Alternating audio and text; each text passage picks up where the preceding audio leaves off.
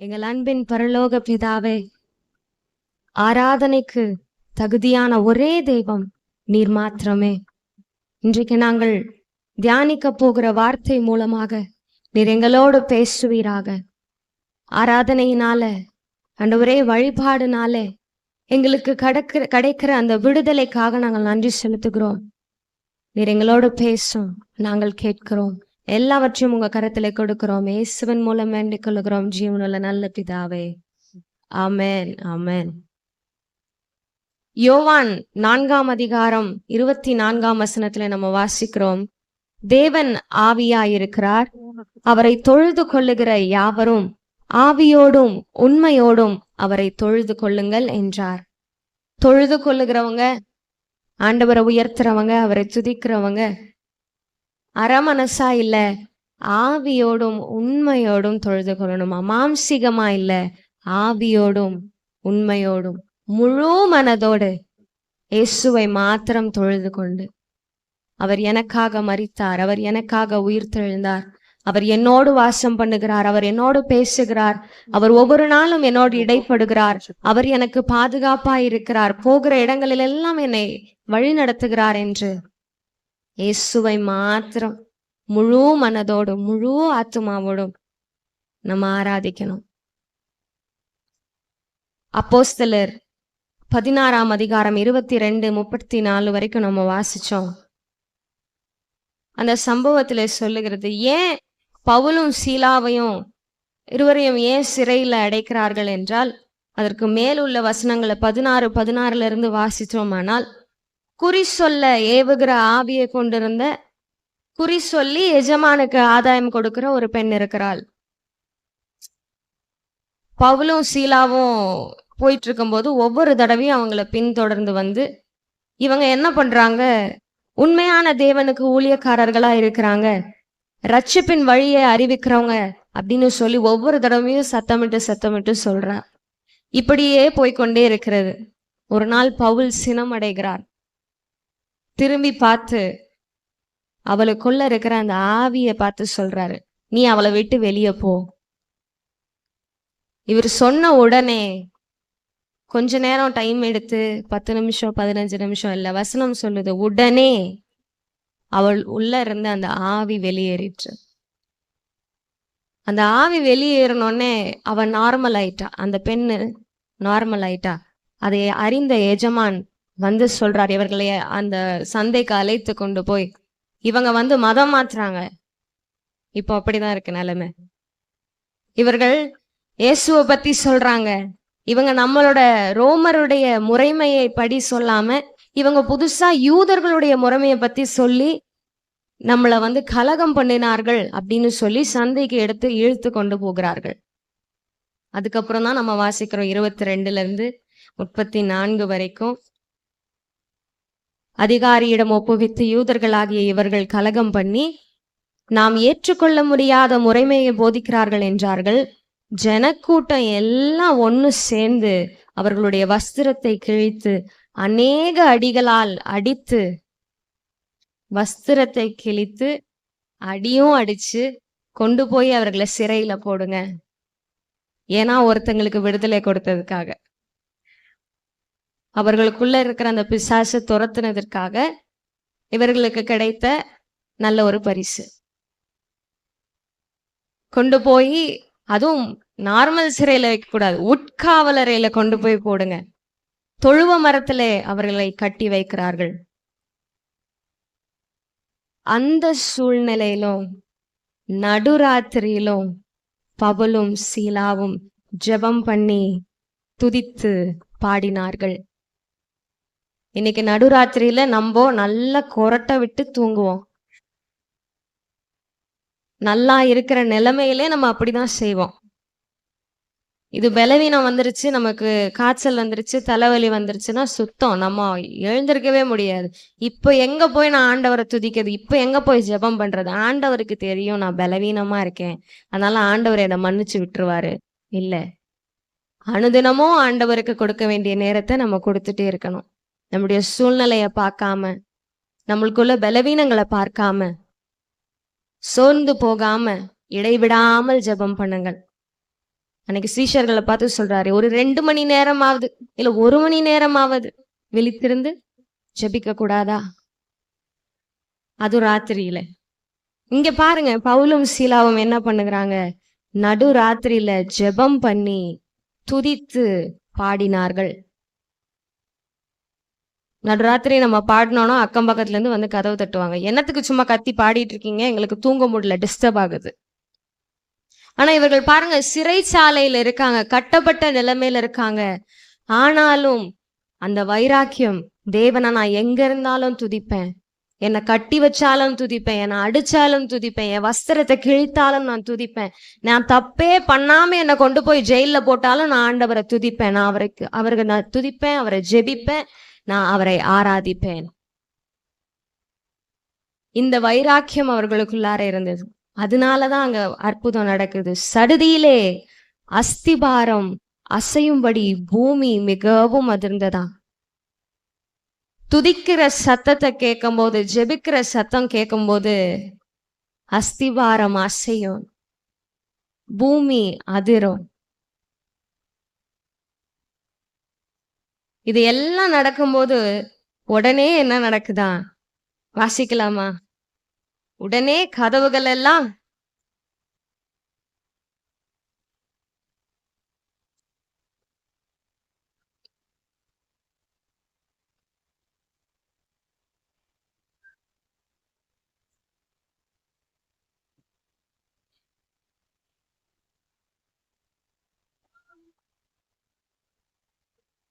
ஆமென். உடனே கதவு எல்லாம் திறக்குது. அவர்கள் ஜெபித்த ஜெபம், அவர்கள் துதித்த துதி, அவர்கள் ஏறெடுத்த ஆராதனை, கதவெல்லாம் திறக்குது, கட்டெல்லாம் அவிழ்ந்து விழுது. உடனே அங்க இருக்கிற காவலாளி பயந்துடுறாரு. என்ன நடக்குது? விழுந்தடிச்சு ஓடி வர்றாரு. எங்கேயும் போயிட்டாங்களோ, கைதிகள் எல்லாம் வெளியே ஓடிட்டாங்களோ, ஐயோ இவர்களை உட்காவலரையில வேற வச்சோமே, தொழுவு மரத்துல எல்லாம் கட்டி வச்சோமே, இவங்க என்ன துதிச்சு ஜெபிச்சு இதை எல்லா கட்டுகளையும் அவிழ்த்து விட்டார்களே என்று அவருக்கு ஒரு பயம். அந்த பயத்தினால அவர் என்ன பண்றாரு? பட்டயத்தை எடுத்து அவரு கொலை செய்து கொள்ள முற்படுகிறான். உடனே ஒரு சத்தம் வருது, எப்பா நில்லு நில்லு, நீ உன்னை கொன்றாத, உனக்கு ஒரு சேதமும் நீ செய்து கொள்ளாத, நாங்க இங்கதான் இருக்கோம். அந்த சத்தத்தை கேட்டோடனே அவரை போய் பார்க்கிறாரு.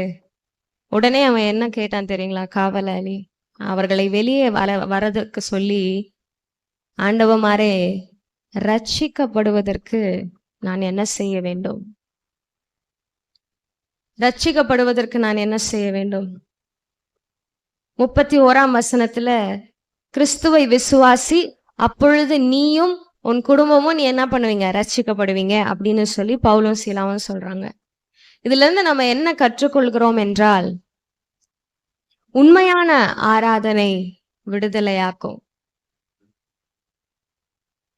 ஆவியோடும் உண்மையோடும் நம்ம தொழுது கொண்டோம்னா, ஆவியோடும் உண்மையோடும் முழு மனதோட நம்ம அவரை தொழுது கொண்டோம்னா, ஜெபிச்சோம்னா, அது ஒரு விடுதலையை நமக்கு கொண்டு வருகிறது. இன்னொருவரை காப்பாற்றக்கூடிய வல்லமை, அப்படி ஒரு விடுதலை. நமக்கு மாத்திரம் விடுதலை இல்லை, அந்த காவலாளி, அவருடைய குடும்பம், எல்லாருக்குமே அங்க ஒரு ரட்சிப்பு உண்டாகுது. ரோமர் 8:28 வாசிக்கிறோம், நம்ம விடுதலை பெறதுக்கு நான் ஆராதிக்கணும். சரி, இன்னும் 2 காரியங்களை உங்களுக்கு நான் சொல்ல விரும்புகிறேன். அன்றியும் அவருடைய தீர்மானத்தின்படி அழைக்கப்பட்டவர்களுக்கு சகலமும் நன்மைக்கேதுவாய் நடக்கிறது என்று அறிந்திருக்கிறோம். பவுலுக்கும் சீலாவுக்கும் அந்த ஒரு அறிவு இருந்தது. ஆண்டவர் எங்களுக்கு இதை அனுமதிக்கிறார்னா இது எங்களுக்கு நல்லதுக்காக தான் இருக்கும். அவருடைய தீர்மானத்தின்படி அழைக்கப்பட்ட எல்லாருக்கும், உங்களுக்கும் எனக்கும் சகலமும் நன்மைக்கு ஏதுவாக தான் நடக்கும். அவர் ஒரு தீமையும் நமக்கு பார்க்க மாட்டார், ஒரு தீமையும் நமக்கு செய்ய மாட்டார். பவுலும் சீலாவும் அதை அறிந்திருந்தார்கள். அப்படிப்பட்ட அறிவு இருந்தனாலதான் அன்னைக்கு அவர்கள் ஜெபித்து துதித்து பாடும் பொழுது அங்க ஒரு விடுதலை உண்டாகிறது.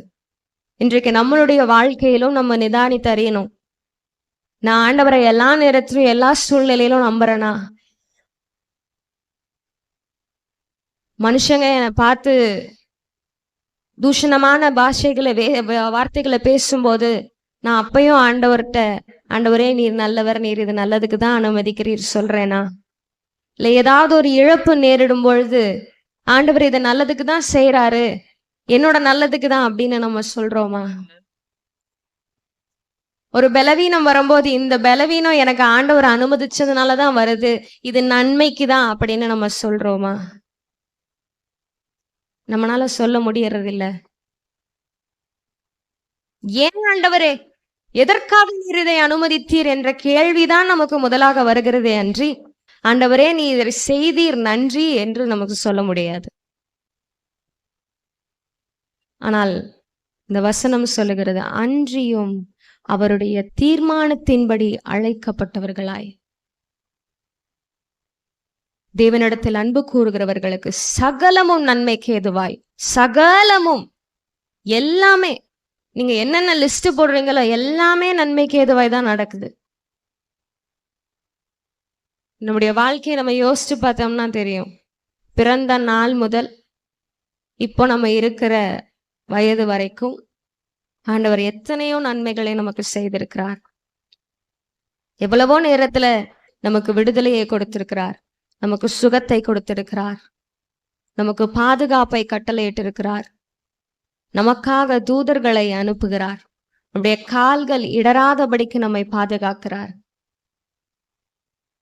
என் கால் சறுக்குகிறது என்று நான் சொல்லும் போது கர்த்தாவே என்னை நீ தாங்குகிறேன். எத்தனை முறை நம்ம ஸ்லிப்பாகி விழுகிறதுக்கு போறோம். சும்மா ஒரு செருப்பு போட்டு நடக்கும் போது திடீர்னு தடுக்கிடுது. ஆனால் அங்க இயேசுவே ஆண்டவர் நம்மை பாதுகாக்கிறார். ஒரு சேதமும் அணுகாமல் நம்முடைய போக்கையும் வருத்தையும் பாதுகாக்கிறார். அன்றன்றைக்குள்ள ஆகாரத்தை நமக்கு தருகிறார். பரமண்டல ஜெபத்துல நம்ம அதுதான் செய்கிறோம். ஆகவே கர்த்தர் எனக்கு எதை அனுமதித்தாலும் அது நல்லதுக்கு, நான் அவருக்கு நன்றி சொல்லுவேன். இந்த மனப்பான்மை நமக்குள்ள இருக்குமானால் நம்மளை யாருனாலையும் அசைக்க முடியாது, நம்மளை எந்த போராட்டமும் அசைக்க முடியாது. என்ன சோதனை வந்தாலும் சரி, என்னை பார்த்து என்ன வார்த்தைகள் அவர்கள் சொன்னாலும் சரி, வேலை செய்கிற இடத்துல என்னோட மேலதிகாரி என்னை பார்த்து இப்படி ஒரு கேள்வி கேட்டுட்டார், இல்லாவிட்டால் எனக்கு கீழே வேலை செய்யறவங்க என்னை பார்த்து இப்படி சொல்லிட்டாங்க, சொல்லட்டும், மன்னித்து விட்டுருவோம். ஆண்டவர் அதற்கான பலனை நமக்கு தருவாராக. நேற்றைய தினத்துல தியானித்தோம், பிதாவே இவர்களுக்கு மன்னியும், தாங்கள் செய்கிறது என்னதென்று அறியாதிருக்கிறார்கள். சண்டை போடுறவங்க எல்லாரையும் பார்த்து, ஓகே உனக்கு தெரியல, நீ என்ன செய்யறன்னு உனக்கு தெரியல, நல்லா இரு, இது எனக்கு ஆண்டவர் அனுபவிச்சிருக்காருன்னு நான் நினைச்சுக்கிறேன், அவ்வளவுதான். இப்படி போயிட்டே இருந்தோம்னா நம்ம நல்ல வாழ்க்கைய வாழலாம், எந்த பிரச்சனையும் இல்லாம. அதுக்காக இப்படி இருந்தா நமக்கு எந்த பிரச்சனையும் இல்லாமன்னா ஒரு கஷ்டமும் வராது, ஒரு சோர்வும் வராது. இல்ல, வேதத்துல வாசிக்கிறோம், நமக்கு உலகத்துல இருக்கிற வரைக்கும் உபத்திரவம் உண்டு, பாடு உண்டு, பிரச்சனை உண்டு. மனுஷனுக்கு என்னென்ன வருமோ எல்லாமே நமக்கு நேரிடும், ஏன்னா நம்ம மனுஷர்கள். ஆனாலும் ரோமர் 8:28 படி அவருடைய தீர்மானத்தின்படி அழைக்கப்பட்டவர்களாய் தேவனிடத்தில் அன்பு கூறுகிறவர்களுக்கு சகலமும் நன்மைக்கு ஏதுவாய் நடக்கிறது. சங்கீதம் 116:10 நம்ம வாசிக்கிறோம், விசுவாசித்தேன் ஆகையால் பேசுகிறேன், விசுவாசித்தேன் ஆகையால் பேசுகிறேன். நான் உங்களுக்கு சொல்லுகிறேன், நான் விசுவாசிச்சேன், அதனால நான் உங்களுக்கு பேசுறேன். தேவன் சகலத்தையும் நன்மைக்கு ஏதுவாய் செய்வார். கிரியை இல்லாத ஜபமும் கிரியை இல்லாத விசுவாசமும் வேலைக்கே ஆகாது, இல்லைங்களா? இவர்கள் ஜெபம் பண்ணி துதித்து பாடும்போது அங்க ஒரு கிரியை நடக்குது, அங்க ஒரு விடுதலை கிடைக்குது. நம்ம ஜெபிக்கும் பொழுது, நம்ம துதிக்கும் போது அங்க ஏதாவது ஒரு கிரியை நடக்கணும். அப்பதான் நம்ம ஜெபிக்கிறதுக்கும் நம்ம விசுவாசிக்கிறதுக்கும் ஓகே கரெக்டா தான் போயிட்டு இருக்கோம் அப்படின்னு அர்த்தம்.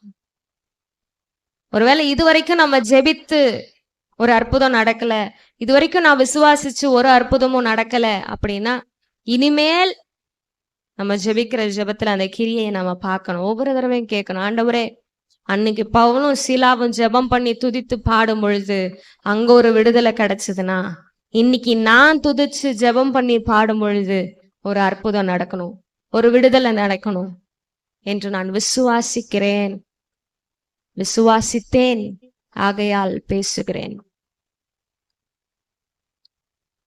இரண்டாம் காரியம், ரோமர் 12:1 வாசிக்கிறோம். ரோமர் 12:1.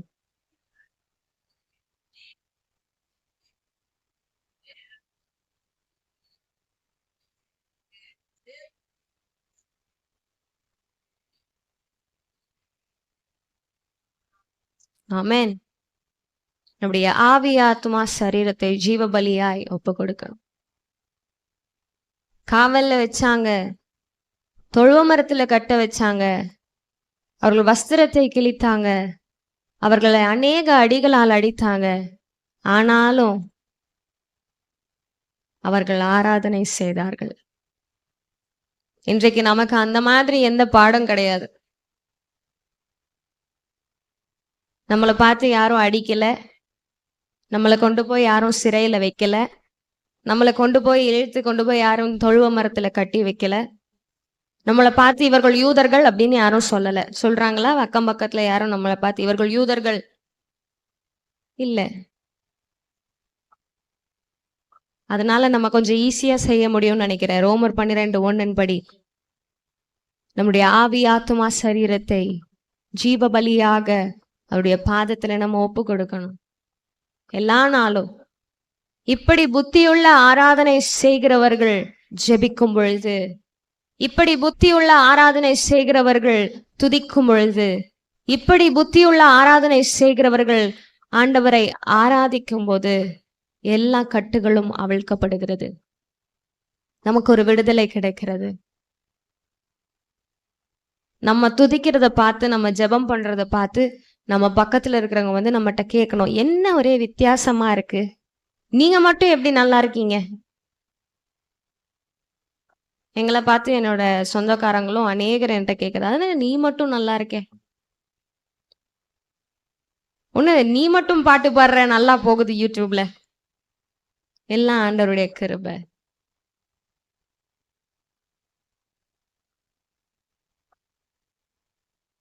ஸோ நம்மளை ஜீவ பலியாய் அவருடைய பாதத்துல ஒப்பு கொடுக்கணும்.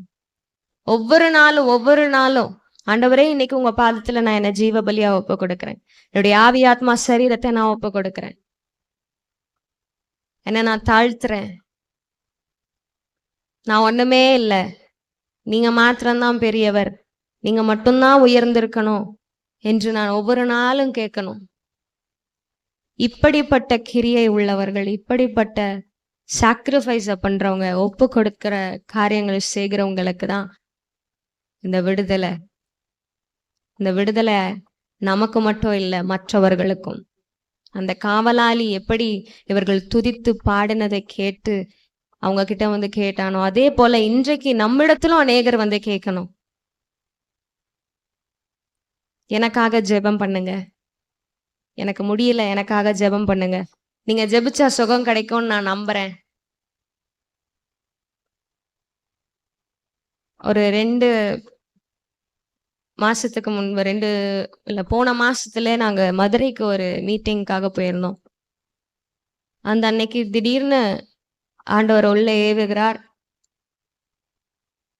எல்லா மரண படுக்கைகள் மாறுகிறது, உங்களோட வலி இருக்கிற இடத்துல எல்லாம் கையை வச்சு ஜெபம் பண்ணுங்க அப்படின்னு சொல்லி மேடையில நின்று சொல்லும் போது, அந்த கூட்டத்துல வந்த அப்பதான் புதுசா ஆண்டவரை ஏற்றுக்கொண்டு இருக்கிறார்கள் அவர்கள் வந்திருந்தார்கள். எனக்கு தெரியல, முடிஞ்சதுக்கு அப்புறம் அவங்க வந்து சொன்னாங்க, அவங்களுடைய காதுல ரொம்ப நாளா ஒரு வலி இருந்துட்டே இருந்துச்சு. காதுக்குள்ள ட்ரெயின் ஓடுற மாதிரி சவுண்டு கேட்டுட்டே இருக்குமா. முன்னாடி நின்னு சொன்ன அந்த வார்த்தையில அவங்க விசுவாசிச்சு, ஆண்டவர் இன்னைக்கு உங்களுக்கு சுகத்தை கொடுக்கிறார் என்று சொல்லும் பொழுது அவர்கள் அதை விசுவாசித்து ஆமேன் என்று ஏற்றுக்கொண்டதுனால ஆண்டவர் அவர்களுக்கு அந்த சுகத்தை அன்னைக்கு கொடுத்தார். முடிஞ்சோடனே பாஸ்டர் அம்மா வந்து சொன்னாங்க, சிஸ்டர் நீங்க ஜெபிச்சதுல இன்னைக்கு ஒரு அற்புதம் நடந்திருக்கு, அவர்கள் சுகத்தை பெற்றுக்கொண்டார்கள் என்று. ஆண்டவருடைய நாமம் மகிமைப்படட்டும். ஏன் சொல்றேன்னா, நம்ம ஜெபிக்கும் பொழுது, நம்ம விசுவாசிச்சு ஜெபிக்கும் போது அதை பெற்றுக்கொள்ளுகிறவர்களும் அதே விசுவாசத்தோடு இருக்கும் பொழுது அங்க ஒரு விடுதலை உண்டாகிறது, அங்க ஒரு அற்புதம் நடக்குது, அங்க ஒரு அதிசயம் நடக்குது. எனவே அநேகருக்கு நீங்க ஜெபிங்க. நேற்றுக்கு சொன்னேன், வியாதியஸ்தர்கள் மேல் கைகளை வைப்பார்கள், அப்பொழுது அவர்கள் சொஸ்தமாவார்கள், அப்பொழுது அவங்க விடுதலையை பெற்றுக்கொள்வாங்க. நீங்க யாருக்கெல்லாம் ஜெபம் பண்றீங்களோ இயேசுவின் நாமத்துல வல்லமை இருக்கிறது. ஆமென். இயேசுவின் ரத்தத்துல வல்லமை இருக்கிறது. எனவே அந்த அதிகாரம் நம்முடைய கையில இருக்கிறதுனால நம்ம போய் யாருக்கெல்லாம் ஜெபிக்கிறோமோ, எப்பெல்லாம் ஜெபிக்கிறோமோ, எப்பெல்லாம் துதிக்கிறோமோ, எப்பெல்லாம் ஆண்டவரை வழிபடுறோமோ அப்பெல்லாம் ஒரு விடுதலை உண்டாகிறது, அப்பெல்லாம் ஒரு சுகம் உண்டாகிறது. இதை பார்த்து அநேகர் இயேசுவை ஏற்றுக்கொள்வார்கள். நம்ம போய் சொல்லணும்னு இல்லை.